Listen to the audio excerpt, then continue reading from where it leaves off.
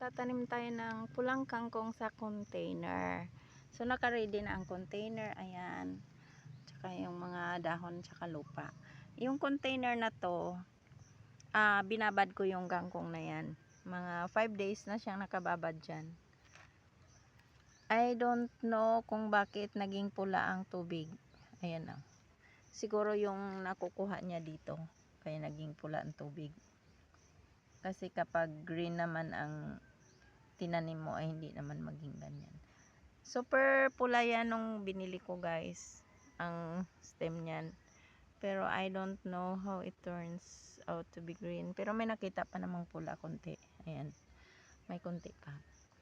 So kung sa container kayo magtanim guys, I advise na ang gamitin nyo yung red variety ng kangkong, hindi yung green. Kasi yung green nagiging payat siya habang tumatagal sa container.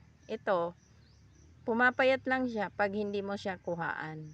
So ang gawin mo dito, weekly ang harvesting dito para mataba pa rin siya. So magtanim na tayo guys. Yung tubig naka-ready na, ayan. Hindi ko na yan siya itatapon kasi dyan naman galing yung kangkong na yan. So i-boss ko na lang ng ganyan.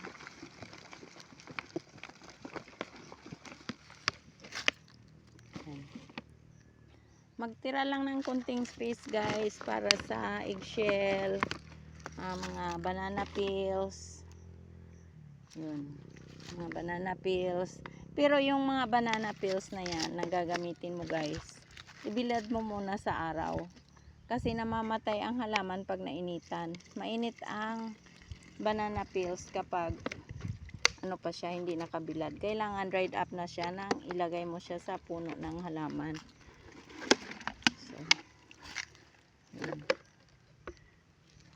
Na tayo. So kulang yung lupa ko dyan, pero dagdagan ko yan mamaya.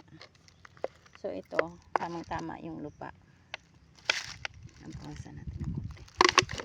Super bigat. Hindi ko na siya bawasan. Super bigat guys. So itanim mo lang ng ganyan. Hindi ko na siya tanggalan ng rubber band. Tanim mo lang siyang ganyan. Kasi yung rubber band na yan, habang tumatagal, napuputol naman yan dyan. So 2 bundle per container ng Wilkins. Yan. O diba? Nung binili ko yan, walang ugat yan guys. Pero nakababad ng 5 days, ganyan ang itsura niya. So ayan. Actually, pwede ka na mag-harvest dyan. Ngayon pa lang. Kasi for sure, mabubuhay naman yan. So mamaya guys, pagkatapos ng video na to, dagdagan ko siya ng lupa dyan. Pero hindi punong-puno. Ang lupa hanggang dito lang talaga.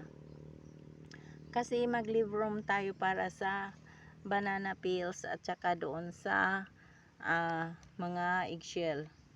Yung eggshell, pag nagluto kayo, huwag nyo itapon. Dudurugin nyo, tapos idirektan nyo na lagay kung saan nyo lagay na halaman. Para magdagdag ng vitamins sa halaman. I-try nyo sa mga halaman nyo guys. Super ganda ang epekto. Mataba siya. Tsaka super green ang dahon. So ayan guys, meron na tayong red kangkong. Pwede nang gulayan. So thank you so much guys for watching.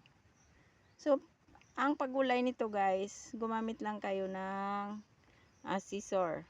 So ang kukunin nyo lang yung parte na gugulayin nyo. Huwag nyong kukunin na sobrang haba na parang may tatanim, no. Yung mga dahon lang kunin nyo dyan. At tutubo naman yun. Magkakaroon na ng mga sprouts. So, thank you so much guys for watching.